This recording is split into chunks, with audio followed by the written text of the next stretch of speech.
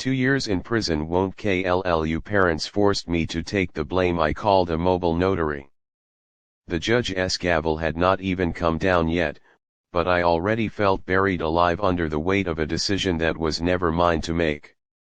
Sunlight streamed through the tall courtroom windows, warm and indifferent, as if the day itself refused to acknowledge that my life was about to split into a before and an after. 2 years, my parents had said that morning. 2 years in prison won't kill you, said with the same calm tone they once used to tell me to finish my homework. I stood there in my plain shirt, hands trembling, knowing I was about to take the blame for a crime that protected the family name but destroyed my own future. My name is Rian Malik, the quiet middle child who always did what was expected. Growing up in a respectable neighborhood, reputation meant more than truth, and sacrifice was praised only when it was silent. My younger brother Cameron was the golden one, the dreamer with big plans and fragile mistakes. When the financial fraud surfaced, it was Cameron's signature everywhere, but my parents saw something else: my expendability.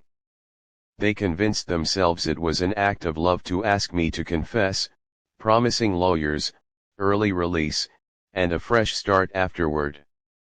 The pressure built slowly, over breakfasts flooded with daylight and long afternoons where my mother cried silently by the window, and my father spoke about honor as if it were oxygen. By the time I agreed, I no longer recognized whether the choice was mine or theirs.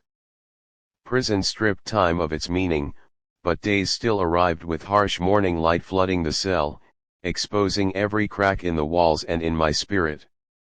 I learned how loneliness sounds, how it echoes even in crowded spaces. The shame followed me everywhere, heavier than the uniform, heavier than the iron doors.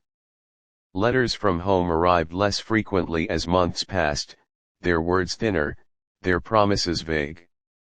I spent my days working in the library, sunlight falling across dusty shelves, wondering how easily love had turned conditional. At night, I replayed the courtroom scene in my head, searching for the exact moment I should have said no. Halfway through my sentence, a truth I never expected began to surface. A fellow inmate, older and observant, noticed how carefully I read legal books, how I copied notes by the window during the brightest hours of the day. He spoke about documents, affidavits, and the quiet power of signatures done right. That was when I learned about mobile notaries, ordinary people authorized to witness truth and make it legally undeniable. The idea lodged itself in my mind like a seed. If my life had been rewritten with one false signature, maybe it could be reclaimed with a true one. When I was released, the world looked sharper, louder, and strangely brighter. Daylight felt almost overwhelming, as if the sun itself was asking me what I planned to do with this second chance. Home no longer felt like refuge, so I stayed away, renting a small room and surviving on temporary work.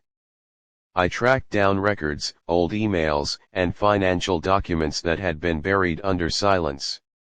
Each discovery hurt, but each also strengthened my resolve. I realized my parents had never filed certain statements under oath, had never corrected the lie officially. Everything depended on what was documented and what was not. Calling a mobile notary felt like crossing an invisible line between fear and courage. We met in a modest office during the late afternoon, sunlight spilling across the desk as if highlighting every word that would soon be sealed in ink. I prepared sworn statements detailing the truth, supported by evidence I had gathered piece by piece. Signing those papers felt heavier than signing my confession years earlier, but this time the weight was honest. With every page notarized, I felt something loosen in my chest, a knot I had carried since the day my parents asked me to sacrifice myself. The legal process moved slowly, but daylight kept coming, day after day, reminding me that time no longer belonged to my past mistake. Authorities reopened the case, questions were asked, and the truth finally had a voice that could not be ignored. My parents never apologized directly, but their silence said enough. Cameron faced consequences, not out of revenge, but out of necessity. Watching justice unfold was painful, yet strangely healing, like setting a broken bone that had healed wrong. What changed me most was not the cleared record or the opportunities that followed, but the understanding that love without truth is not love at all. I began helping others navigate paperwork, affidavits, and legal identity issues, using my experience to guide people who felt voiceless.